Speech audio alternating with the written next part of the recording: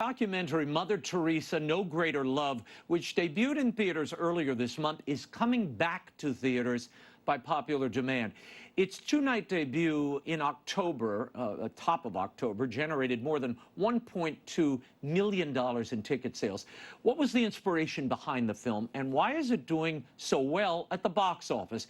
Executive producer Jim Wahlberg joins us now to discuss. Jim, thanks for being here. How did this film come about, and how long did it take to produce? So the film came about by way of the Knights of Columbus and their in-house director-producer, David Naglieri.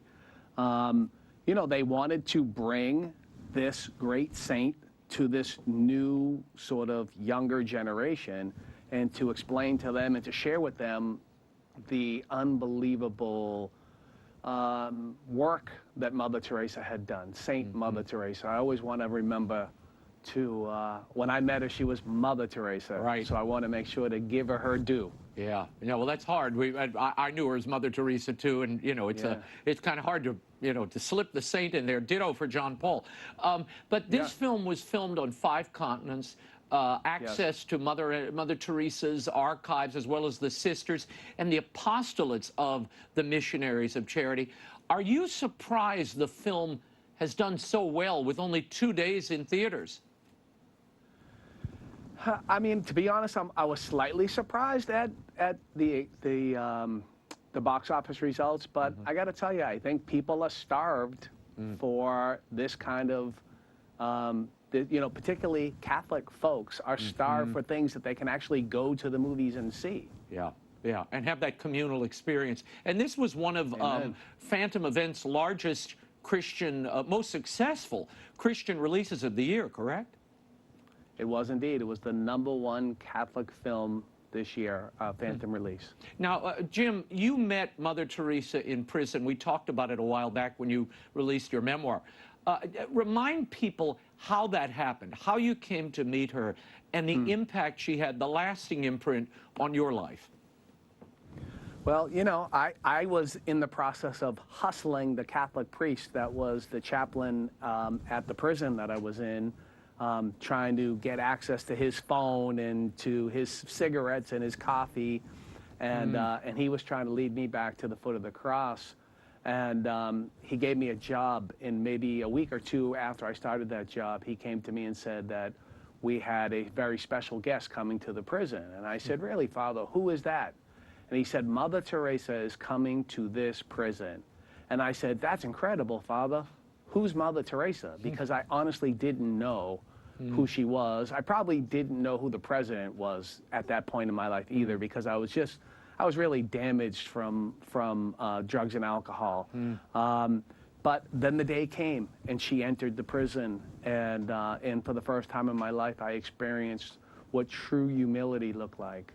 And for me, there was a certain point in looking at her that I felt like I was looking at the face of God. When Mother Teresa finally did go up onto the altar and speak, she said words that I had never heard before. She said to me specifically that Jesus died for me, and that I was more than the crimes that I had committed, that I was a child of God. And I never heard those words before. So she was completely responsible for me running back to Father Freitas the next day to find out more about the God that she was talking about, not the God that I was raised with, the God of he's going to get you for all the things that you've done wrong. Now, when you see Mother Teresa, and for those who've been blessed enough to have been in her presence, but even to see her on film, that what was that St. Francis line? Preach the gospel, use words if necessary. She really didn't need the words, Jim. She was the living embodiment of that gospel in every gesture, in every movement, in every sigh and touch. I want to give people a taste of the film, Jim. Let me show this. This is Mother Teresa speaking about how she saw people. Watch. Every person is Christ for me, and that's why since there is only one Jesus, then that person is only one person for me at that moment. It is that continual contact with Christ in his soul, like we have during Mass.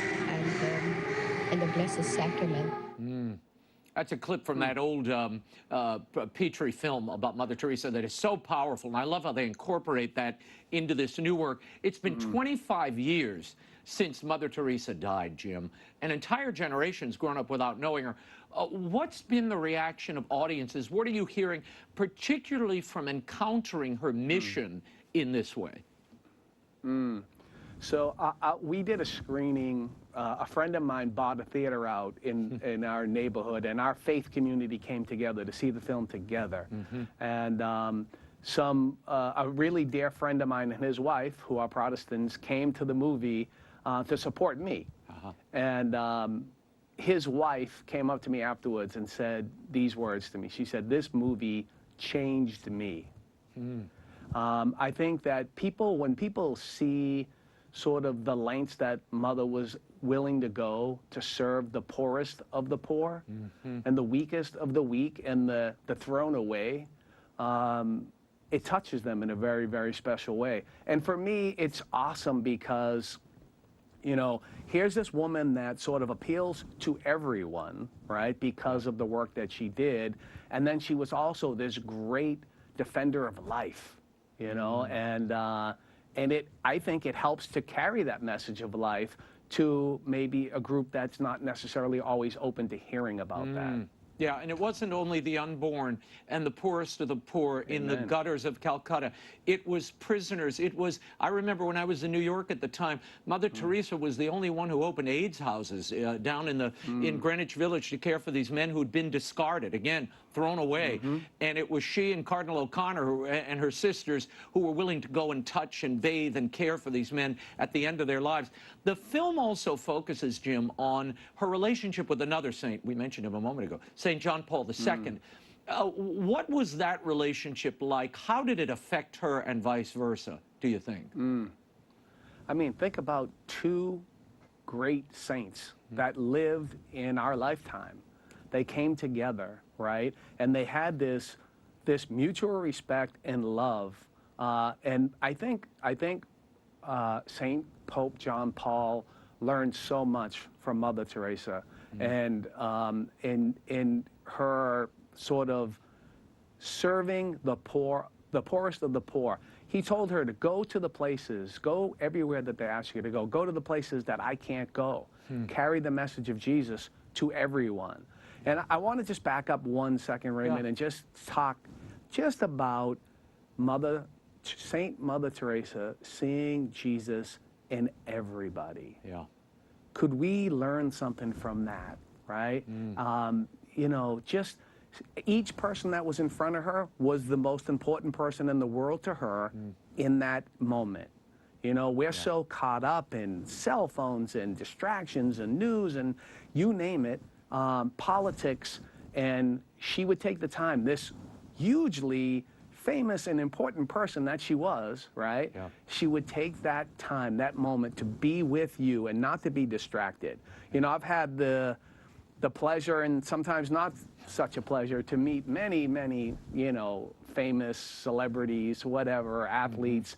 And there's always a tendency for them to kind of talk to you and be all over the place at the same time, looking what's going on beyond you. Right. And for her to say those words and for her to remind us to be focused on who's in front of you and that this is Jesus in front of you is just such a blessing, and it's such an awakening for me. The movie also illustrates, Jim, you mentioned it a moment ago, that Mother did not shy away from the truth or her fight for the most vulnerable in society. In her acceptance speech for the Nobel Peace Prize in Norway in 1979, Mother Teresa had this to say to world leaders.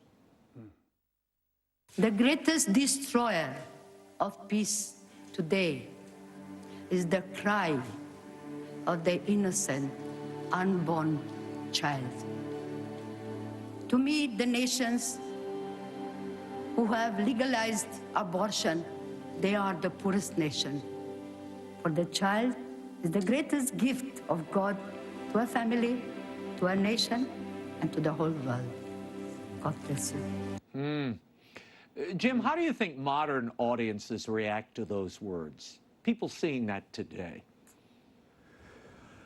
I think sometimes, you know, the words and the messenger matters, right? I think that when somebody, you know, there's many sort of people that disagree with maybe my position on life, have many sort of things to say about, you know, how important it is to me only to save that life, but what else after that, right?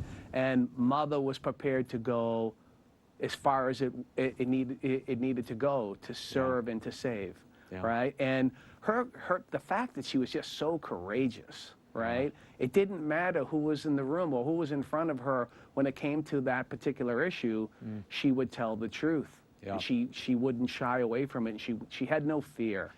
Well, she was a great example for us all. Well, I love in that clip, Jim, also, you see the radiance. I always tell people when she walked in the room just lit up. You see the radiance when she's talking. That message is given with such love. And you feel the tension all around her because people don't know what to do with that. But she did. She had that, not only the power of conviction, that joy that just spilled out of her, yet she admitted to periods of spiritual darkness while she was serving the poorest of the poor. And the film actually captures and addresses some of that as well. What effect did that have, that spiritual darkness, the dark night of the soul she went through for decades? What did it teach her and us about our relationship with Christ? Wow. You know, for years, Mother did not feel the presence of God in her life, right? But every day she got up and did his bidding. And every day, each person that she came in contact with was a reflection of Jesus for her. It was Jesus, right? So although she didn't feel his presence, she was in his presence. Yeah, I mean, I can't imagine. Could you imagine? No. Like, I don't feel God's love or presence. I feel he's abandoning me. But still, I get up every day and do his bidding. I mean, that's a hard path. I mean, we feel the grace. We feel the grace. We feel his mercy. We see it, right? And she didn't, but every day.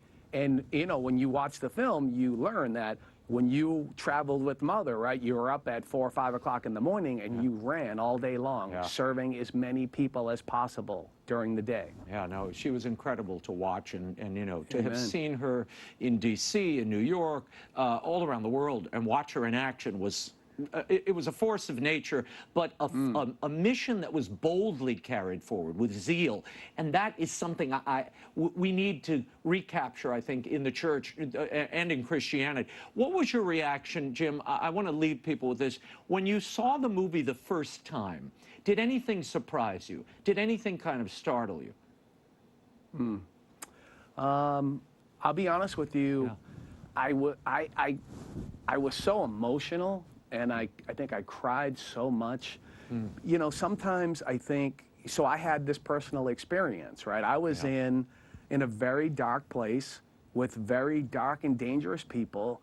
And the way I look at it is that Jesus sent his #1 assistant on earth for me specifically. That's the way I feel about my encounter with Mother Teresa.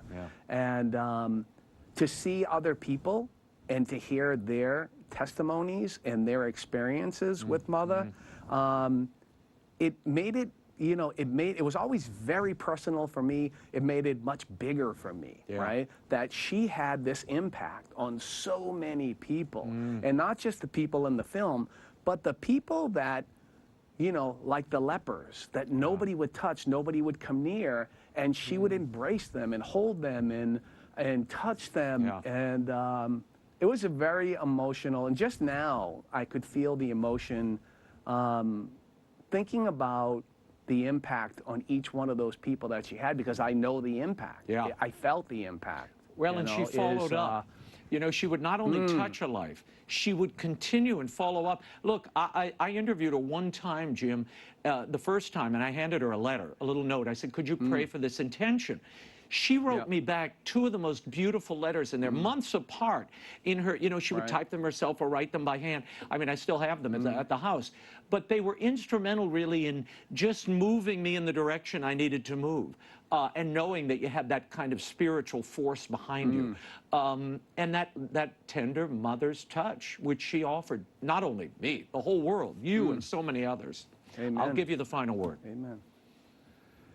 Yeah, I mean, I think about the day that she came to that prison and the day that she humbly refused to go up on the altar for the entire Mass, but only to go up when it was her time to speak, but instead to choose to stay there with the thrown away and the forgotten men in that prison on her knees. It touched me in such a profound way that, you know, and continues to touch me, right? Yeah. All these years later, here I am now involved in a film about her. I'm living such a very different life, and I'm serving God the way I was intended to serve God. Yeah, well, and her mission continues through you and others like you. So, yeah, Jim Wahlberg, Amen. thank you for being here. And I want to remind everybody, Mother Teresa, No Greater Love will be back in theaters on November 2nd in the U.S. for one night only. The film will also debut in the UK and Canada on November 2nd and 3rd. Then on the November 7th, U.S. theaters will run a Spanish version of the film. Go to fathomevents.com for a list of theaters and showtimes. Jim, thank you for being here. I could go on for another hour. Thanks, my friend. Thank you, Raymond. Take care. God bless. God bless you.